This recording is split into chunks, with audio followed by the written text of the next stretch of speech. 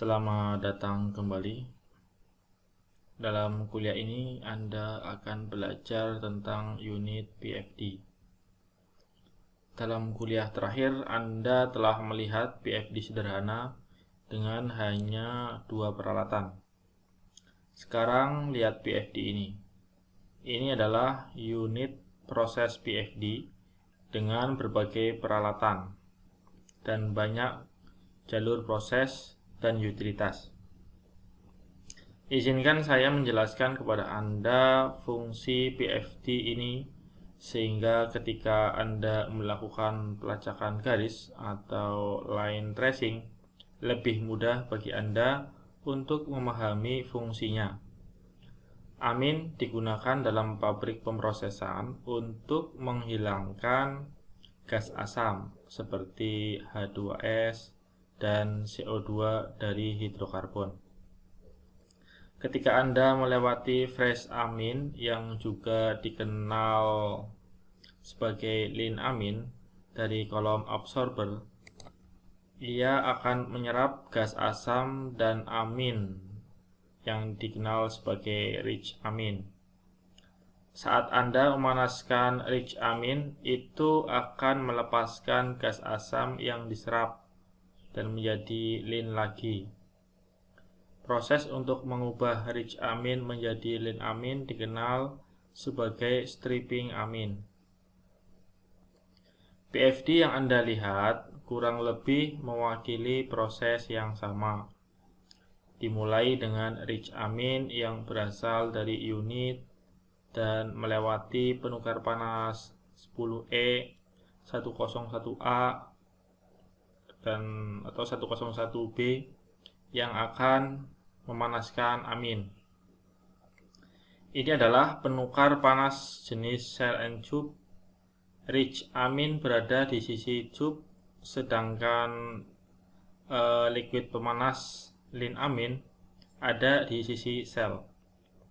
Sekarang bisakah kamu tahu saya bagaimana cara mengetahui cairan mana, liquid mana yang berada di sisi sel dan mana yang berada di sisi tube?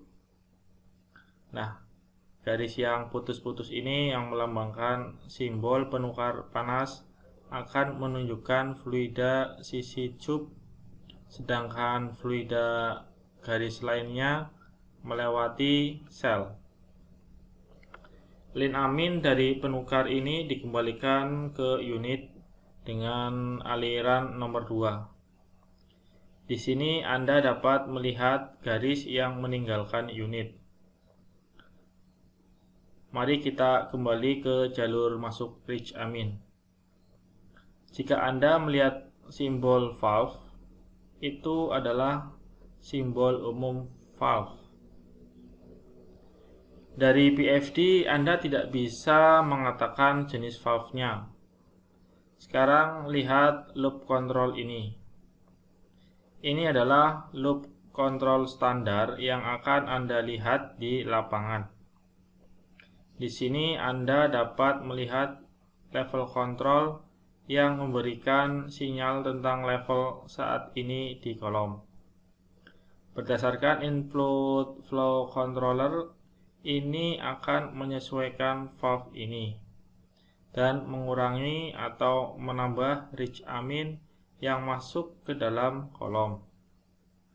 Nomor yang disebutkan di dalam kolom menunjukkan nomor try. Mengapa hanya angka-angka ini yang ditampilkan dan bukan yang lain? Nah, nomor try ini menunjukkan perkiraan lokasi untuk aliran masuk dan aliran keluar. Yang saya maksud adalah rich amin akan masuk ke dalam kolom di try nomor 20. Anda akan memiliki lebih banyak kejelasan saat membaca kolom PNID dengan internal.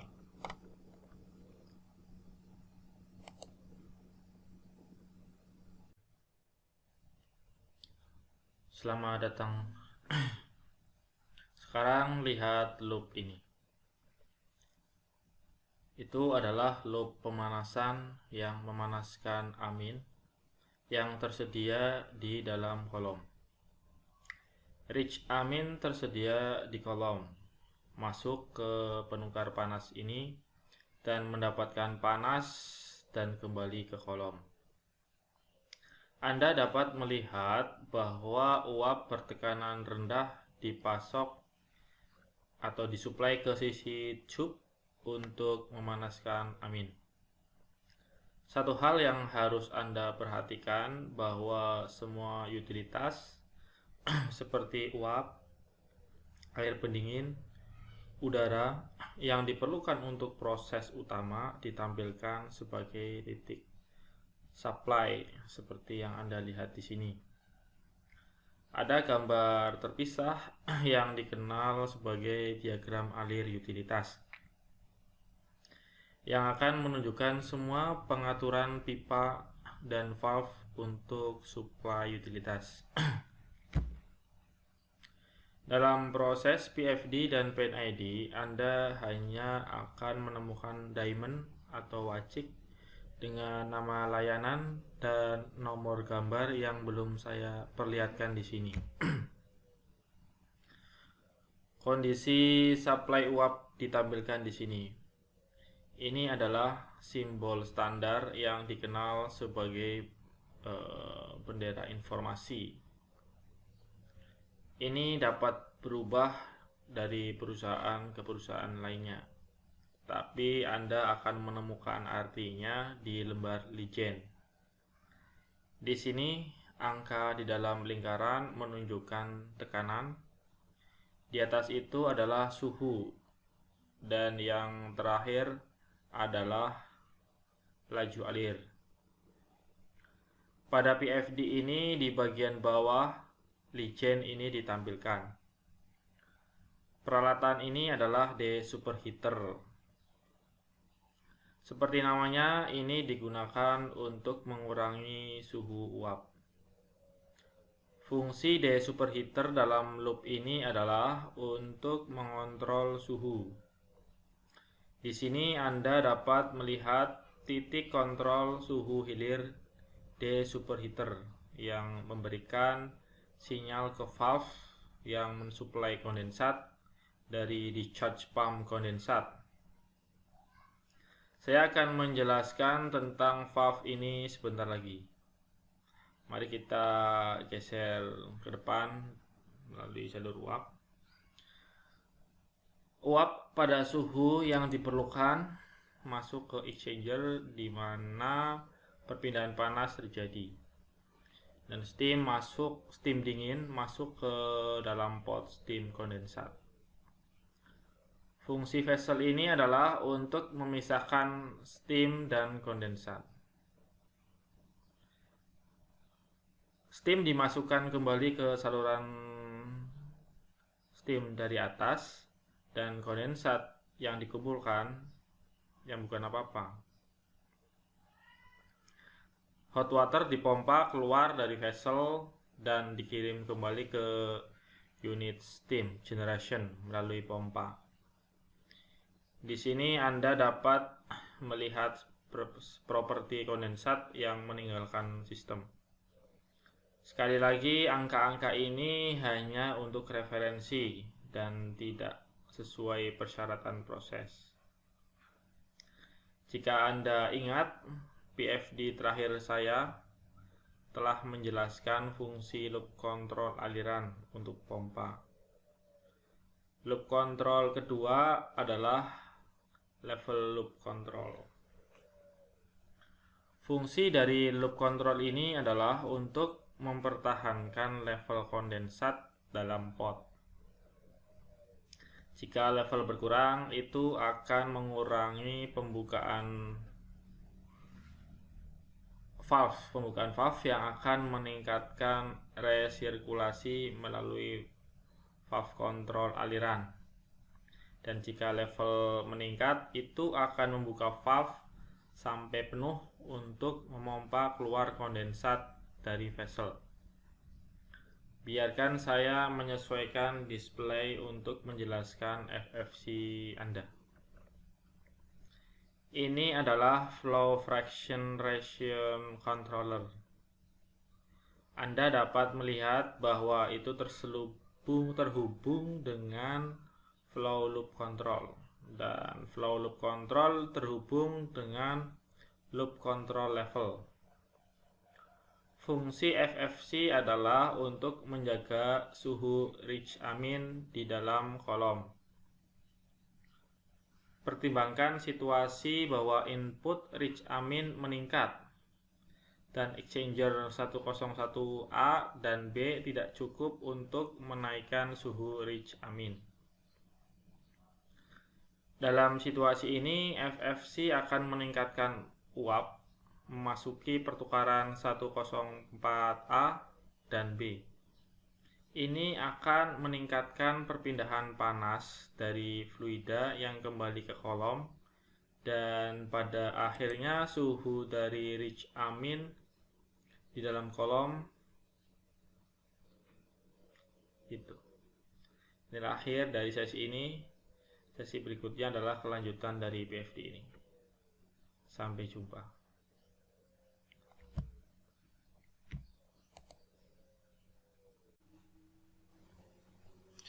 Selamat datang kembali.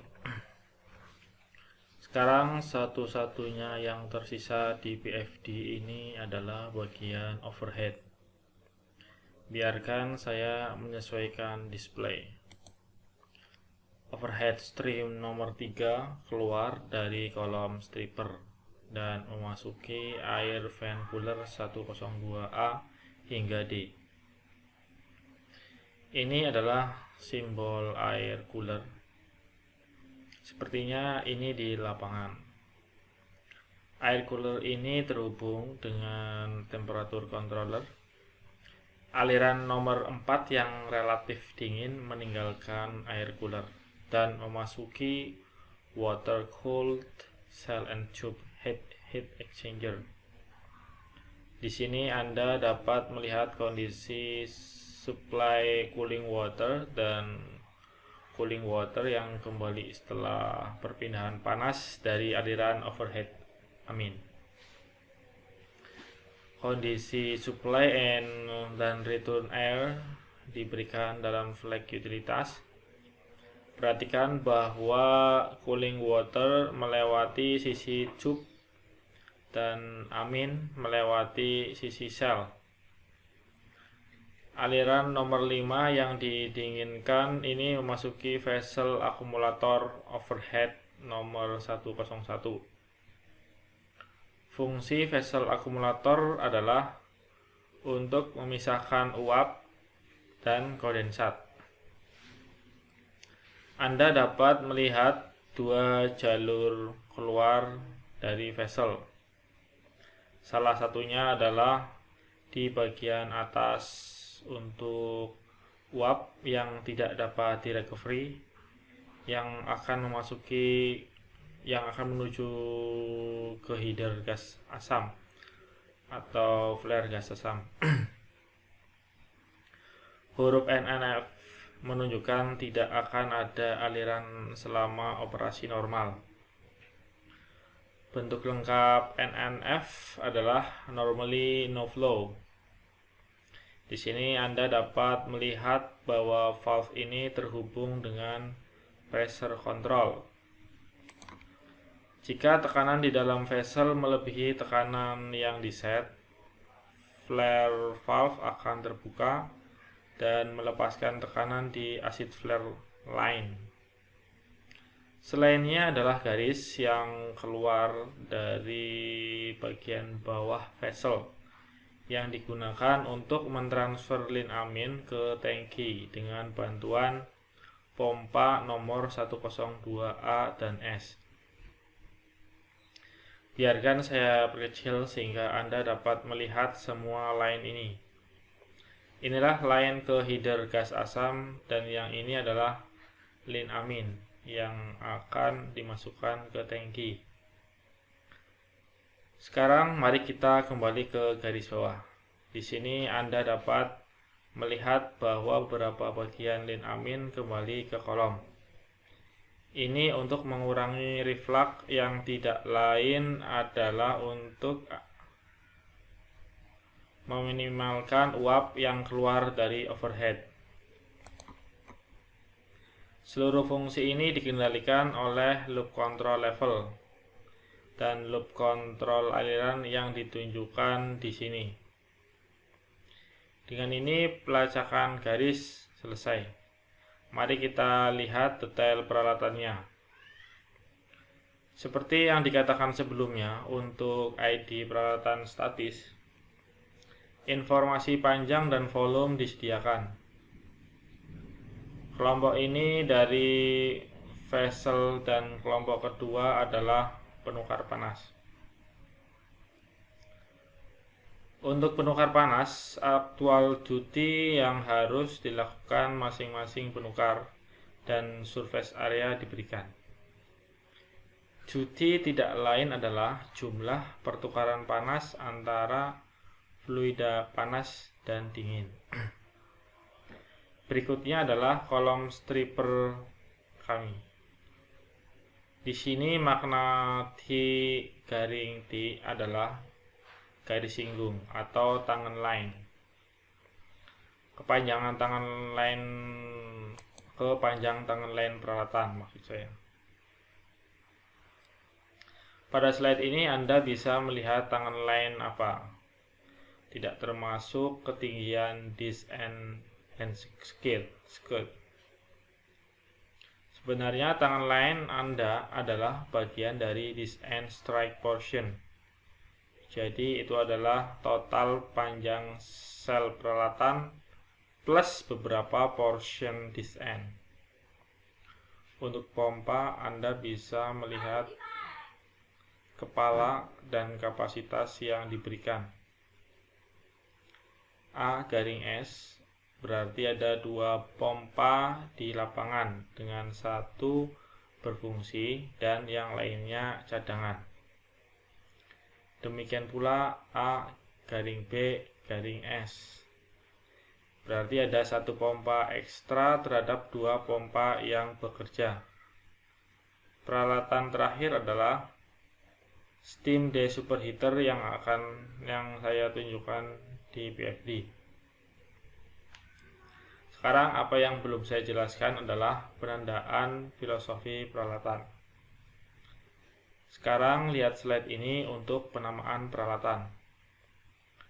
2 digit pertama menunjukkan nomor unit.